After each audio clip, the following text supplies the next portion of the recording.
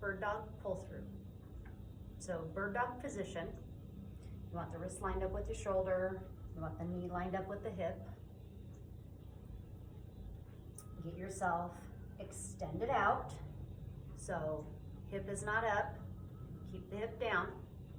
You're gonna reach under, tighten up your core and the leg and the glute, pull it across, exchange. So get yourself extended, then grab.